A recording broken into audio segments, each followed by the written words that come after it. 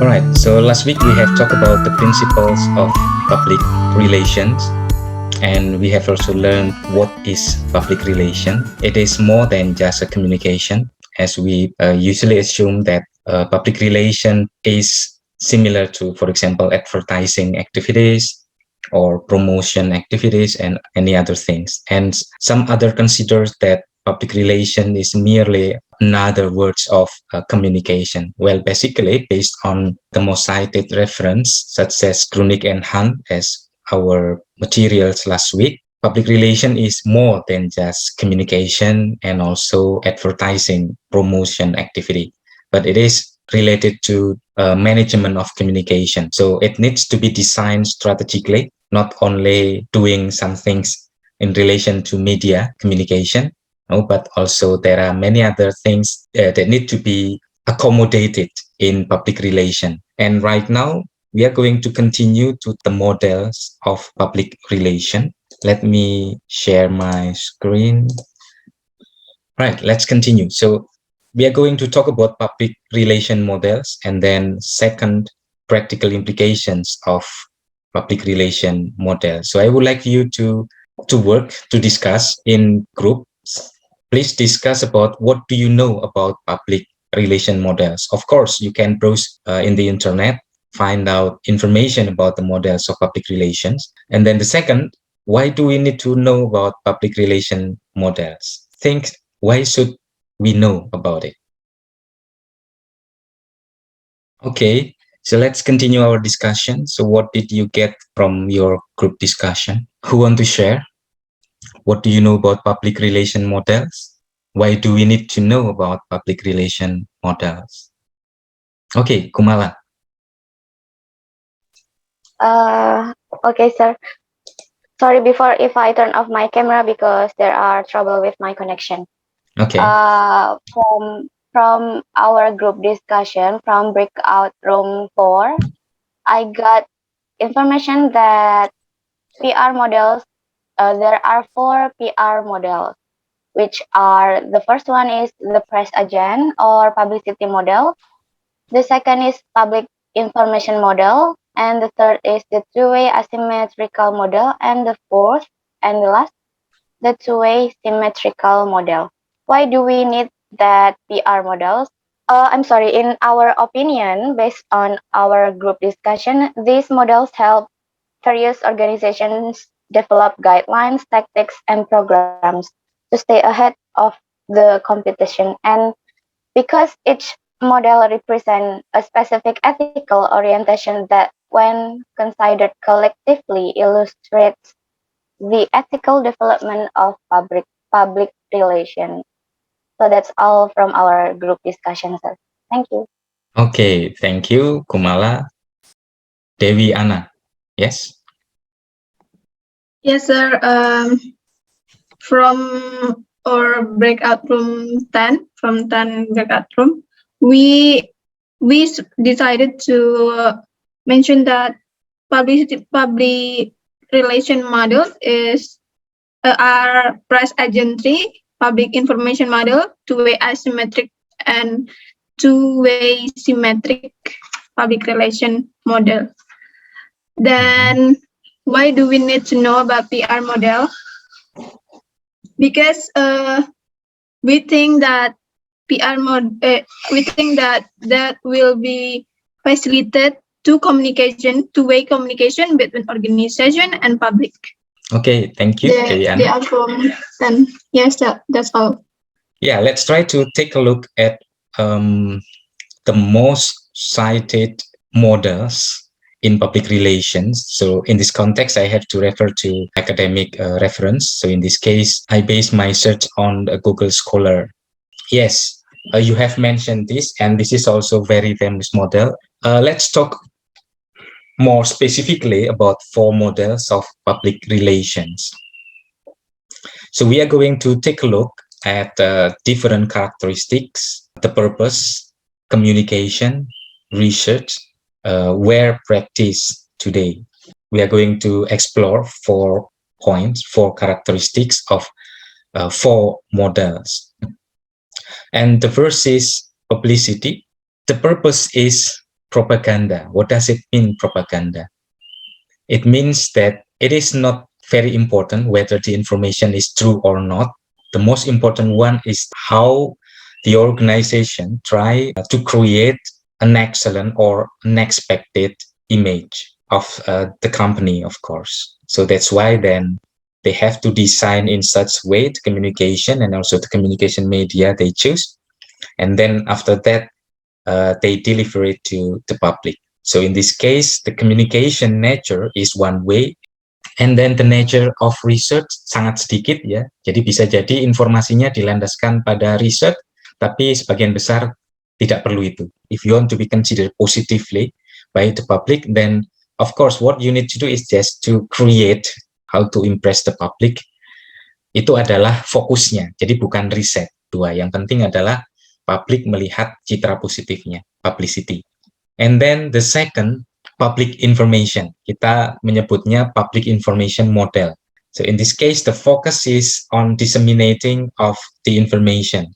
In this case, different from the publicity, which is okay if the information is not all true, but here, all information has to be truth. This is very important because the emphasis is on the information to the public, even though it is also lab in terms of the research, how to get the data.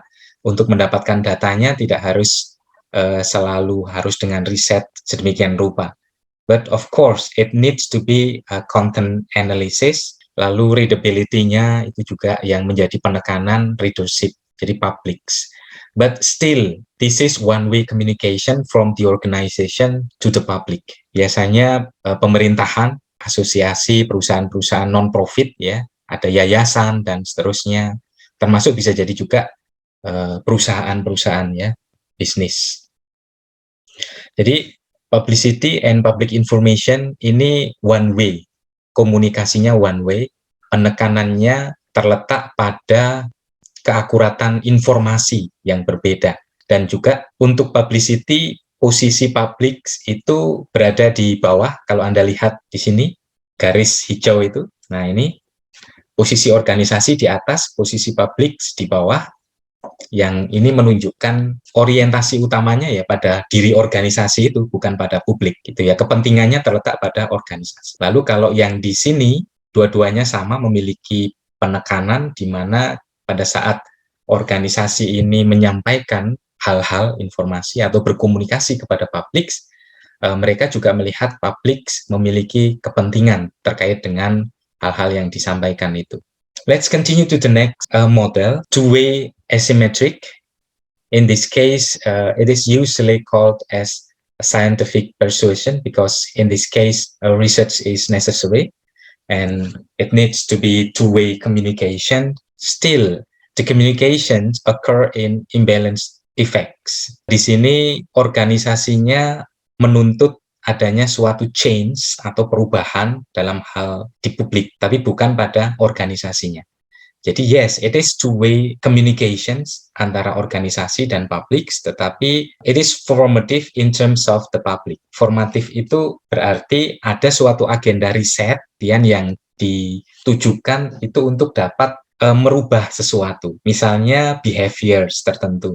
Dan ini bisa juga produk ya, bisa produk. Kalau di two-way asymmetric ini, organisasi ada di atas yang memiliki kepentingan, lalu publik diharapkan menerima informasi, lalu kemudian memberikan feedback, dan juga diharapkan publik melakukan perubahan terhadap sesuatu. Misalnya, jadi membeli produk ini, itu, dan seterusnya, jadi dan jual beli produk ya, promosi. Tetapi kalau dalam konteks misalnya bisa juga government ya, maka di sini publik diidentifikasi, diteliti feedbacknya dan seterusnya. Lalu government ini juga menargetkan misalnya perubahan perilaku. Jadinya misalnya memiliki kebiasaan go green dan seterusnya. Organisasi tetap di posisi yang memiliki kepentingan. Let's continue to the next. Two-way symmetric ini berarti ada mutual communication ya di antara keduanya, dan di sini memiliki kepentingan adalah kedua-duanya, baik organizations and publics memiliki kepentingan yang dominan sehingga there will be communication between two parties. And of course, two-way asymmetric ini yang diharapkan memiliki dampak formatif. Dampak formatif itu tadi seperti yang saya sebutkan, itu berarti hasil dari komunikasi itu diharapkan dapat merubah sesuatu. Nah, kalau yang two-way asymmetric, itu yang dirubah adalah publiknya. Tetapi kalau yang two-way symmetric, ini yang diharapkan bisa melakukan perubahan, ya baik itu organisasinya maupun publiknya. Misalnya jika diperlukan penyesuaian, maka organisasinya dapat melakukan perubahan. Publiknya pun juga demikian. Jadi komunikasinya dua arah, kedua-duanya memiliki kepentingan yang sama, lalu efeknya juga perubahannya itu formatif terhadap keduanya. Begitu ya. Jadi memaknai kata formatif seperti itu ya. Berarti ada dampak perbaikan, perubahan, baik itu di pihak organisasi maupun publik. Oke, ini the big picture of four models of public relations. Dengan melihat kesan keempatnya, my question that you need to answer is that which one is the ideal model for future public relation practice? And then why do you think so? Okay, Guswali. Yes. I think that the best way for the future is the last one. It is two-way symmetric, meaning that in here the two parties or the companies and the public with the public, they can get same benefit, and there is some side that will be get this benefit or disadvantage. I think that is that's what we need for the future or right now. That's my opinion. Thank you. Okay, yeah, very excellent opinion, Guswali. What about the others? Me, sir. Okay, Aisyah.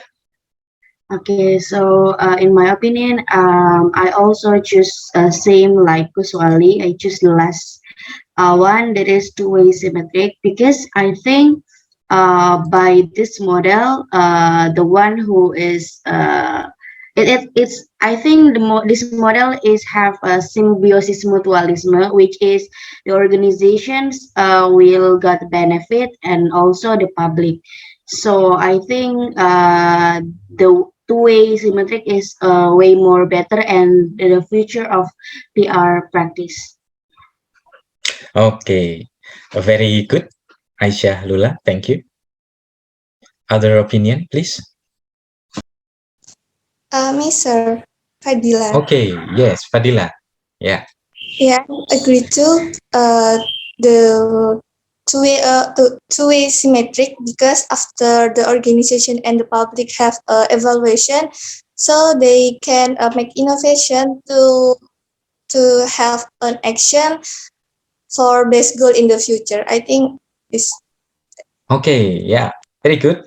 Thank you, Fadila. Other opinion, please. Tidak ada? Oke, tadi pandangan-pandangannya bagus-bagus ya. Ya, we're referring back to, for example, the Crockpot case yang minggu yang lalu Anda eksplorasi ya terkait dengan Crockpot. Sangat terlihat sekali bahwa mereka pun juga mengasosiasikan diri mereka sama-sama memiliki kepentingan dengan customer juga ya. Jadi ada kesan bahwa model yang terakhir itulah yang mereka praktekkan. Oke. We are going to explore more deeply in the practicum class. Right? Ya, tadi yang kedua adalah kenapa sih kita butuh mengetahui tentang model-model ini? Karena ada practical implications, ya, easy classification berdasarkan karakteristik. Kadang-kadang ada perusahaan atau organisasi yang bingung mencirikan dirinya. Identitasnya sendiri bingung. Makanya juga bingung dalam hal mengkategorikan mereka ini masuk kemana, kira-kira mau strategi seperti apa yang akan dipraktekkan gitu ya. Kalau dengan menggunakan 4 model ini akhirnya menolong perusahaan, instansi itu untuk mudah mengklasifikasikan kira-kira mereka yang tepat kemana, identitas mereka seperti apa, lalu yang tepat itu seperti apa. And then the second, strengthening of the organization capacity building mediated by reflective and intuitive tool. Ini kata kuncinya adalah reflective and intuitive. Ini diperoleh dari data-data lapangan ya, tentu saja. data-data lapangan, juga pada proses komunikasi itu tadi, mengetahui ada 4 jenis model ini, maka natur dari reflektif dan natur dari intuitif akan terportret di situ ya. Lalu yang ketiga, decision making when handling with issues or crisis, particularly to deal with ethics and communication. Nah, dalam banyak kasus nanti juga ada salah satu atau beberapa yang kita akan explore pada saat praktikum ya. Ini berkaitan dengan ethics and communication, dan secara khusus nanti ethics kita bahas minggu depan tema tersendiri, dan juga communication kita bahas tema tersendiri. 3 hal ini yang menjadi practical implication dari kita belajar tentang model-model public relation. Meskipun ketika kita mau mencoba untuk menggabungkan di antara model-model itu, ini juga sesuatu yang sah-sah saja begitu ya. Tapi tergantung pada apa tujuan dari public relation. Jadi bisa jadi satu perusahaan menggunakan model yang berbeda-beda untuk suatu tujuan tertentu yang berbeda juga. Ya, thank you. Do you have any question? No, I think. Karena tinggal 2 menit, kita lanjutkan pada saat praktikum nanti ya. Please let me take a screenshot yang terakhir.